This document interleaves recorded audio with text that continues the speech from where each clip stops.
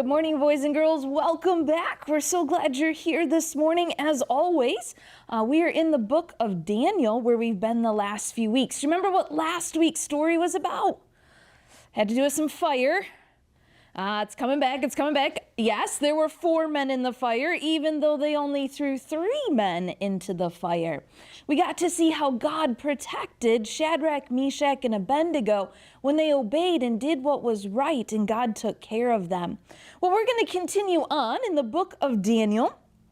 And King Nebuchadnezzar, so in the story with Shadrach, Meshach, and Abednego, he had told them they had to bow down to his God. And then at the end of the story, he recognizes that God is more powerful than the idols that they were worshiping. So when we actually start off in chapter 4, verses 1 through 3, Nebuchadnezzar is praising God.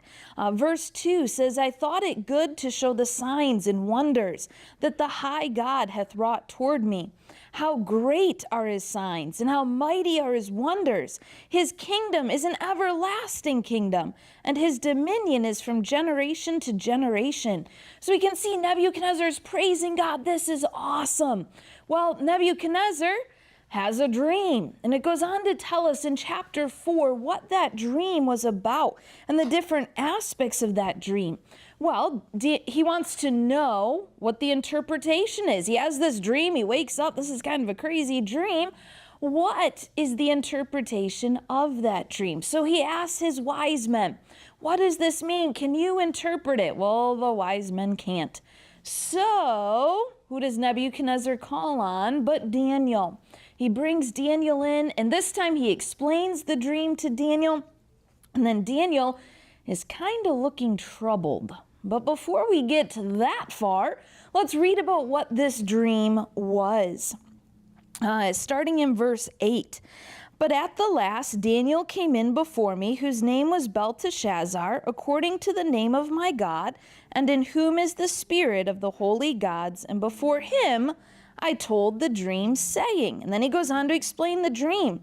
O Belteshazzar, master of the magicians, because I know that the spirit of the holy gods is in thee, and no secret troubleth thee, tell me the visions of my dream that I have seen and the interpretation thereof. And he goes on to tell him that in his dream he sees this tall, majestic tree. Goes up and up and up and up, almost like you can't see the top of this tree. It's just so ginormous. Well, this tree provides food and shade for many animals.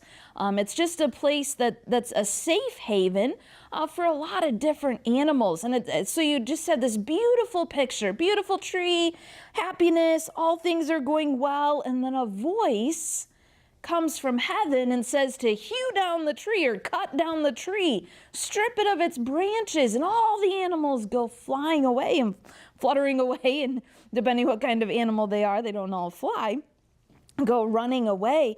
And the voice says to leave the stump and let it be wet with the dew, and let the portion, let's read the verse before I mix it all together.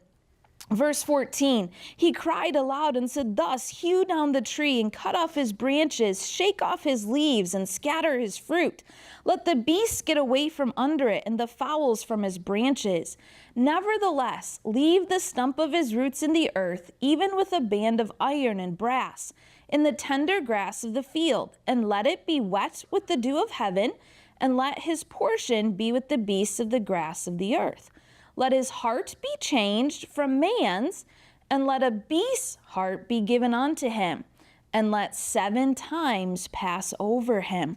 So now this tree is a him, and it's getting a beast's heart instead of a man's heart, and it's eating the fruit of the field like a beast would as opposed to a man. Well, Daniel hears this dream and he's pondering over it, It takes about an hour and he's thinking, and the king goes, Daniel, basically, don't stress about what you're about to tell me. Just tell me. Like, I'm not going to hurt you because of the interpretation of this dream. Just tell me. So Daniel, after he sought God for wisdom, he tells him basically that this dream is a representation of Nebuchadnezzar. Nebuchadnezzar was doing well. He was thriving. God was blessing what he was doing. But Nebuchadnezzar's proud. And Nebuchadnezzar is going to basically pat himself on the back and basically be proud about what he's done. And God's going to have to strip him of everything. It's the idea of cutting all the branches off and everything running away. God's going to strip him of all that, and he's actually going to become like an animal, a beast in the field. Sorry, Peter, no offense. He's going to become like a beast in the field for 7 years until he's willing to humble himself and follow God. Well, Daniel gives this interpretation to Nebuchadnezzar, and as he promised, Nebuchadnezzar doesn't do anything to Daniel for giving him such bad news. But let's jump down then to verse number 29. Or actually verse 28. All this came upon the king Nebuchadnezzar at the end of 12 months. So a year later, 12 months later, he walked in the palace of the kingdom of Babylon. The king spake and said, Is not this great Babylon that I have built for the house of the kingdom by the might of my power and for the honor of my majesty? So a year later, he walks into his palace. He's like, wow, look at what I've done. Look at what I've built. Isn't this incredible? Verse 31, while the word was in the king's mouth, there fell a voice from heaven saying, O King Nebuchadnezzar, to thee it is spoken, the kingdom is departed from thee, and they shall drive thee from men, and thy dwelling shall be with the beasts of the field. They shall make thee to eat grass as oxen, and 7 times shall pass over thee, until thou know that the Most High ruleth in the kingdom of men, and giveth it to whomsoever he will. Boys and girls, a year after he finds out the interpretation of that dream, he's so proud, so puffed up. He claims all of it for himself. And while those words are still coming out of his mouth, the voice from heaven comes, and it comes as God said it would. It didn't come right away. It came a whole year later, but it came just like God said it would. And Nebuchadnezzar is out in the field for 7 times, like it says. The dew is falling on him. He's eating like a beast, just like God had predicted because of Nebuchadnezzar's pride. He was so proud and stuck on himself. Well, the good news is it doesn't end there, boys and girls. After the 7 years, 7 times, in verse 34 it says, And at the end of the day, I, Nebuchadnezzar, lifted up mine eyes upon heaven, and mine understanding returned unto me. And I blessed the Most High, and I praised and honored him that liveth forever, whose dominion is an everlasting dominion, and his kingdom is from generation to generation. He goes on to praise God for who he is, and he's had a change of heart. Verse 37, Now I, Nebuchadnezzar, praise and extol and honor the King of heaven, all whose works are truth, and his ways judgment, and those that walk in pride he is able to abase. So as Nebuchadnezzar gets to the end of his life, because chapter 5, we're going to jump to his son, Belshazzar, Belshazzar,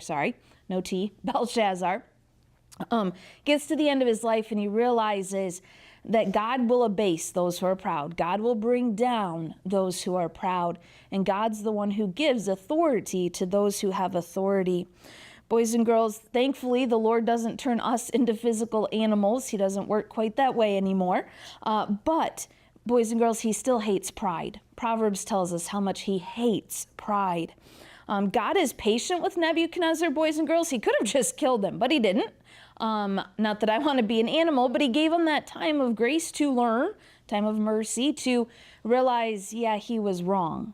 God was patient with Nebuchadnezzar and brought him back to him.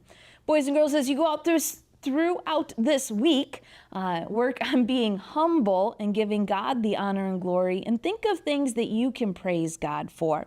And think for bamboo and food, that's right, Peter, and things that you can be